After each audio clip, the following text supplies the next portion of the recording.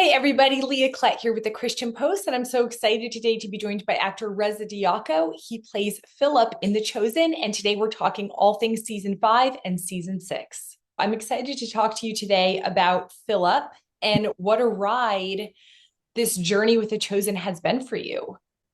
Absolutely. I mean, it's been quite a ride from day one since I came a couple of years ago in season four, and getting to meet everybody from cast, crew, obviously the fans of the Chosen family. We're all a big family huddled together, so it's great. Okay, so you've called Philip an outcast, but also kind of the heartbeat of the group, right? So, Yeah. talk to me about what drew you to the role of Philip and how your connection to him has evolved over the years since jumping in season 4.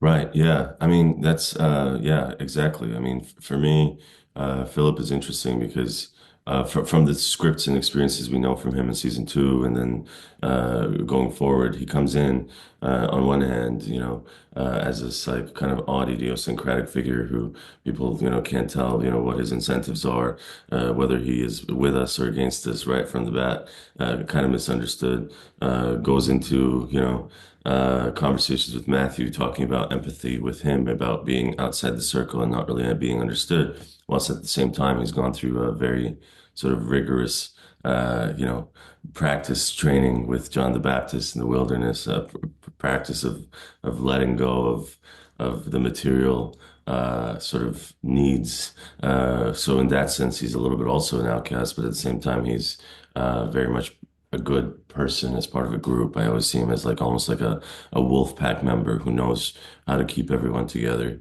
So in some sense, it was interesting because it was very similar to my own life experiences. I've kind of had to go around different countries and different places. I've been to four different places, countries, and different settings all around, and had to adapt to very different situations.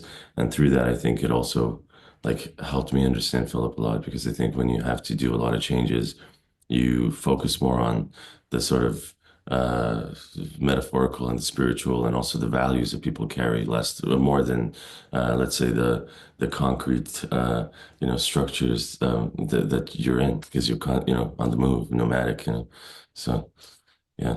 Well, your background is also so interesting to me because you studied psychology, you have a master's in mental health, and you even spent some time in med school. So, how do those experiences shape the emotional layers that Philip really has and brings to the table? Um, how does it? Yeah, I mean, I did. I studied a lot before becoming an actor. I think Philip is a wonderful character as he is. So I don't know if my studies directly necessarily bring anything, but I think I try to subjectively, of course, draw from all of my, personal and also, academic life experience as opposed to add flavors and ask questions. I mean, for me in general, I think a lot of preparation for acting is about curiosity and asking questions constantly. Never stopping, never ending a ceiling of questioning. And I think with my background in psychology, with I did some Jungian work and depth psychology, and also even in medicine, you sort of have this rigorous engine, I suppose, that whether it's asking questions about physical health matters or psycho-spiritual aspects, you kind of never stop asking questions. And so that's the most simplest way to put it. And then obviously it gives you uh, tools about layering, the character. So you start from the ground up. You start from the childhood. I had a lot of experience with children as well. So you kind of think about, what would Philip be like as a child, or what would make him leave the comfort zone of a small town in Bethsaida where he's happy with his family to go into the wilderness with John. So and then you keep exploring. Well, there's such an intensity to the group dynamic this season, right? There's betrayals, there's doubt, there's moments of deep faith. How does Philip really fit into that emotional landscape? Um, how does he feel? I think that, going back to what I was saying, I think he's possibly one of the only disciples who, I mean, first of all, he sought out Jesus. instead of kind of needing to be convinced. So he's the one that in season two we see him go and say, I have two words, I will, follow me, which I think is really unique in the sense that it kind of reflects a little bit. I always try and look at what is he actually doing and what does that say. So I suppose he's very interesting because I think he was obviously he saw the miracle of the baptism, and so from then on, I always ask the question again of what made him now that he's found his kind of comfortable family in John the Baptist and the gang that is there, the family. Why did he leave again to go to Jesus? So that must have been a profound moment for him that he's seeking something. Uh, I think is almost ineffable or is something that it's not about comfort. It's not about material. It's even not about necessarily like a material family. But maybe he doesn't even know. But I think that's kind of part of the guide.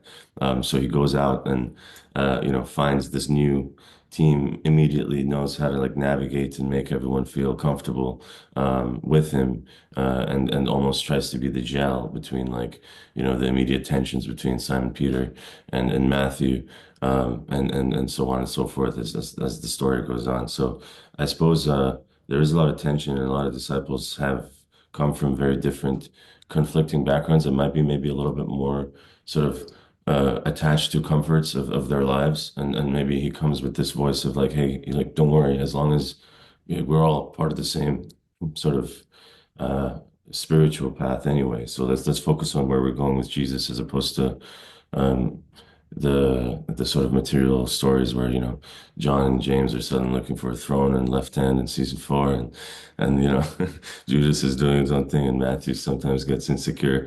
So it's an interesting dynamic to navigate. I suppose that conversation with him and Jesus and two always sits with me when Jesus says, your experience and rigorous process with John has something special to offer with regards to being comfortable with discomfort.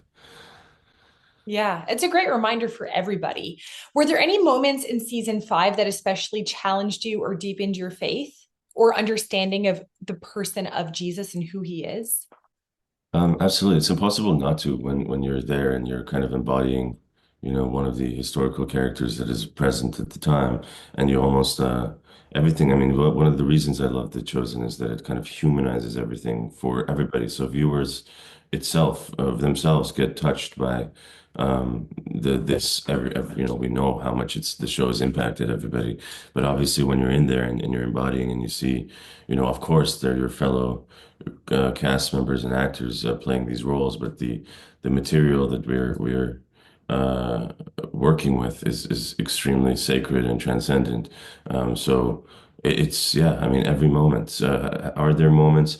I suppose what is actually more interesting to me is how like accessible it becomes in the sense that it's less of something you reach that is like so far away. But when you have those very humanized conversations between the disciples, whether they're struggling to understand something or feel extremely in pain or even triggered or traumatized by some aspect of their lives, the flashbacks kind of are interesting because it gives you a little bit more of a normalcy of these disciples who are ordinary people that you can see in these lives, our lives today, in academia, in carpentry, whatever it is, or different walks of life.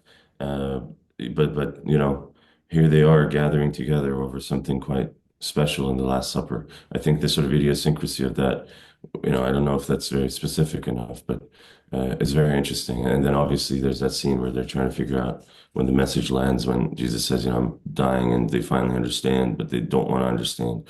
That's also very, I think, it touched me because I think it's very interesting that we almost always hear the signs, I suppose, but then we sort of ignore or we don't want to understand or we can't understand fully. But sometimes we just gotta go through those little, battles as we go, you keep the faith regardless, I suppose. Okay, without giving too much away, what can viewers expect from the next season of The Chosen, and how does it build on the momentum and the emotional weight of season five? It becomes heavier. Um, Temporarily, I hope. Um, uh, I think, yeah, it's we know where we're going with the story, I suppose. So it's it's difficult. It's painful. I suppose. Again, I think that what we have to, I suppose, not look forward to, but yeah, I guess so. Is that it's I don't know yet because it's still in process, but to see it actually come to life, and those iconic moments come to life through The Chosen. I think one of the reasons I think this particular depiction of the journey of the crucifixion is going to be interesting is because we've built a journey with Jesus' disciples and even the people that were there for what is it now, 5 seasons, 6 seasons. So it's not the same as like seeing that iconic moment kind of captured in a little, jingle. We have a long journey with these characters, and so I suppose the impact of it may be much more like losing an actual family member, or what that would be like. It's very exciting. The Chosen just keeps getting more popular. It's like every season, the viewership just increases. Obviously, this deal with Amazon is huge. What do you think accounts for the popularity, the success of The Chosen, and why is it continuing to resonate with viewers? Um, I mean, I think that in the current times, uh, there's a lot of hatred and a lot of division and a lot of doubt and questions and unknowns. And I think that in times like this, uh, any project that carries messages of faith, of unity, of being present as human for another human who is not there, who was not necessarily getting any support, who was vulnerable, who was an outcast. I think one of the grips of the show, especially from season one, is how, you know, Jesus treats Magdalene, Jesus treats Matthew, Jesus treats all these people who are outcasts. Um, and so it kind of transcends the sort of story of I think it goes higher even than the story of Christ or the story of like um, just the story itself. It's hitting at something that everybody is quarreling with. And in that sense, I'm not surprised that it's expanding because it's any human being who has breathed air for once in their life will know what it's like to have the struggles that those characters would have had in season one, two, and going on. So I suppose ultimately it is that sort of visceral humanization of a very, very sacred time period and moments that makes it so impactful to a global audience, and it's incredible to see. What do you hope first time viewers of The Chosen, and maybe longtime fans walk away with after season five, heading into season six? Watching us all suffer. um, what are they excited about? I suppose, the show itself, though, the quality, the level of depth, the writing, everything else, the team, I think has gelled together so well over the last few years. I was lucky to join in last year as well and be a part of season four. I think it's a very uh, it's a very inflow time now where everybody knows, each other so well. And then the story, of course, is going to take off into its maximum level of emotional intensity. So if you're the kind that enjoys intensity, then I suppose you're very excited for what's coming. If you can't handle it, then I'm so sorry. But it's still going to happen, but I suppose there's some good news at the end for the following season. So keep at it and hold your chairs tight. And it's yeah, I mean it's exciting because the show is just so beautiful and it's also expanding and growing in every single way and touching so many different lives. So in every way, we can be excited and grateful and uh, yeah, I'm thankful to be part of it so much. So Well, Reza, thank you so much. It was so nice to meet you. thank you, thank you.